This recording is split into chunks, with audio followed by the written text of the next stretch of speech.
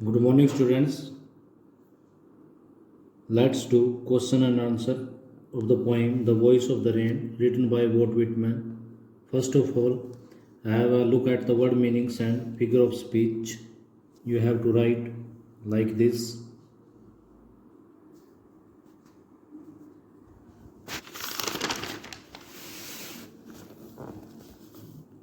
First question is, there are two voices in the poem. Why do they belong? What they belong to? Which lines indicate this? इस poem में कौन कौन सी दो voices हैं और वो किससे बिलोंग करती हैं और साथ में लाइन बतानी है कि कौन सी लाइन इसको इंडिकेट करती हैं. Answer is the two voices in the poem are those of the rain and the poet. Poem में जो दो वॉइसेस हैं वो एक रेन की और दूसरी पोइट की. The lines which indicate this are the poet's voice, poet को वॉइस को शो करने वाली. And who are thou said I to the soft falling shower. ये जो लाइन है ये पोइट की वॉइस है. The voice of the rain and I am the poem of the earth said the voice of the rain. Next question is what does the phrase tense to tell mean. यानी tense to tell phrase का क्या मतलब है.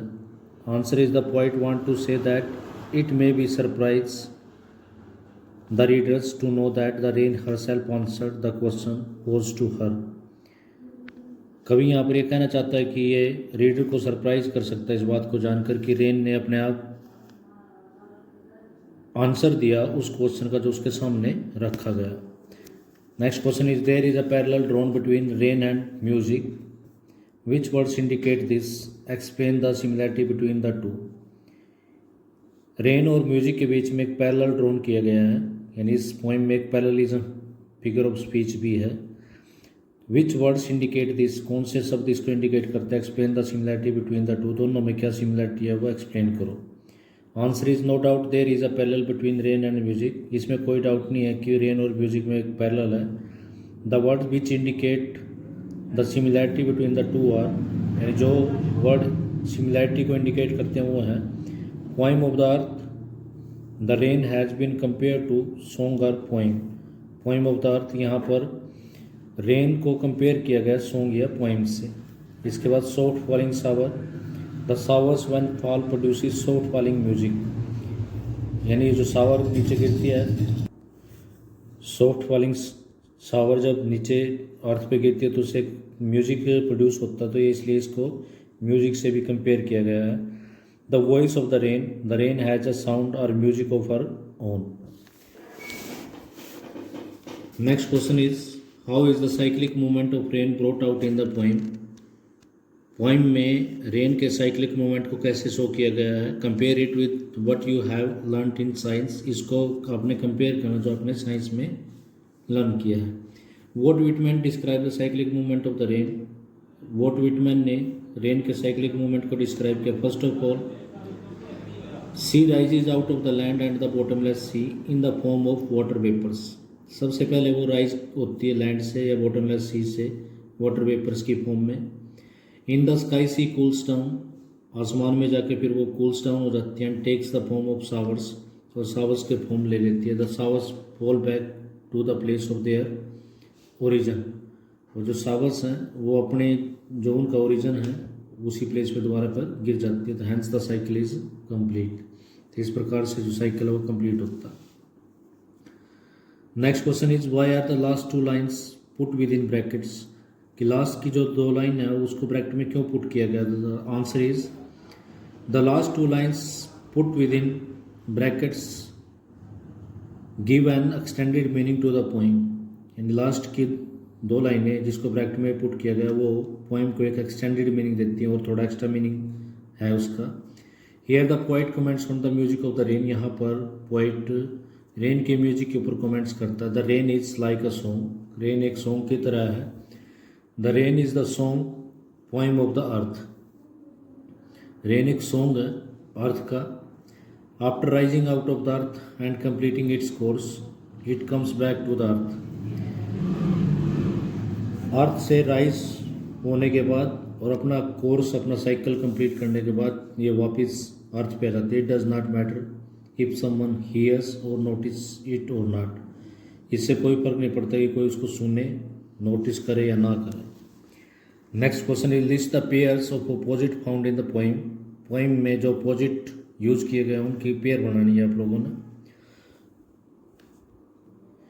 The pairs of opposites in the poem are land and the bottomless sea, day and night, recked and unrecked. यानी ये pair है, land दे रखा है, फिर बॉटमलेस सी दे रखा है, डे और नाइट दे रखा है, रेक्ट एंड अनरेक्ट दे रखा है। Next question is what happens when the rain descend in the form of showers. क्या होता है कि जब रेन नीचे गिरती है शावर्स की फॉर्म में। Answer is the rain proves a blessing for the earth. Rain earth के लिए एक ब्लेसिंग का काम करती है, एक वरदान का काम करती है। When the showers of rain fall down on earth they wash away all the droughts.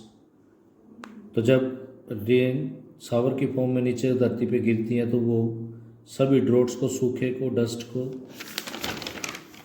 And other impurities of the earth सभी को धो देती है। The seed lying hidden in the earth suddenly sprout to life. जमीन में छुपे पड़े जो सीड्स होते हैं वो अचानक उनके अंदर जीवन आ जाता है व्हेन इट रेन, जब बरसात होती है। So the rains gives a new lease of life to the earth. इसलिए रेन अर्थ को एक नई लाइफ की लीज देती है। Next question is what will happen if it does not rain. अगर बरसात ना हो तो क्या होगा। The rain gives a new lease of life to the earth when she comes to the place of her origin.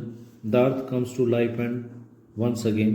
यानी जब वो वापस अपने ओरिजिन प्लेस पर आती है तो दोबारा अर्थ में लाइफ आ जाती है। Without the showers of rain all seeds lying hidden in the earth will not sprout. बगैर रेन की शावर्स के जो सीड्स धरती में पड़े हुए हैं वो स्प्राउट नहीं हो पाएंगे and keep on lying inside as seeds. और वो ज़मीन के अंदर ही दफन पड़े रहेंगे ऐसे बीज के तौर पर। The showers of rain bring a new life on the earth. Rain की शावर्स अर्थ पर एक लाइफ लेके आती है नई। They cause the seed to sprout into saplings. उससे सीड्स स्प्राउट होकर सेपलिंग हो जाते, सेपलिंग में चेंज हो जाते हैं। And wash down all the dust and impurities of the earth. और रेन धरती की जितनी भी डस्ट और इम्प्योरिटीज उनको वॉश करती है। Next question is how does the rain become the voice of the earth. Rain कैसे अर्थ की वॉइस बनती है। Answer is Walt Whitman calls the showers of rain as the poem of the earth. Walt Whitman's rain की showers को earth की poem बोलता है। Rainy season gives a new lease of life to the earth scorched and parched earth. Rainy season झुलसी हुई और सूखी अर्थ को एक नई लाइफ देता है। The rain makes the seeds sprout in the form of saplings. Rain seeds को सेपलिंग की फॉर्म में स्प्राउट करते दोबारा उनको जन्म देते हैं। Rain makes the earth pure and beautifies it. Rain earth को प्योर बनाती है और उसको सुंदर बनाती है। Actually it is the voice of the song. Voice are the song of the earth. वास्तव में ये अर्थ की वॉइस और सॉन्ग है। The earth find its expression only through the showers of the rain. Earth अपना जो expression है, मतलब अपने आप को जब एक्सप्रेस कराती है वो शावर्स के माध्यम से ही कराती है। Next question is justify the title the voice of the rain. Answer is the title of the poem is appropriate, just and logical. Poem का टाइटल अप्रोप्रिएट है, जस्ट है। जस्ट मीन्स होता है एकदम appropriate, correct, logical. The cycle of the rain is a natural phenomena. Rain का जो cycle है वो एक नेचुरल फिनोमिना है। Actually the rain rises out of the earth. Rain अर्थ से उठती है and at the bottomless sea in the form of water vapours. Water vapour की फॉर्म में। In the sky they take the shape of the rain. आसमान में फिर rain की shape ले लेते हैं। The light and soft music of the falling rain is actually the song of the earth. Falling rain का जो लाइट और सॉफ्ट म्यूजिक होता है, हल्का सा और कोमल सा जो म्यूजिक होता है, वो वास्तव में अर्थ का सॉन्ग है। After wandering from the earth to the sky. Earth से आसमान में घूमने के बाद it comes back to the place of its origin. ये वापस अपने ओरिजिनल प्लेस पे आ जाते हैं, अपने जन्म के स्थान पे आ जाता है वो that is the earth. That's all for today students. You have to write and learn all these questions. Thank you. Have a nice day.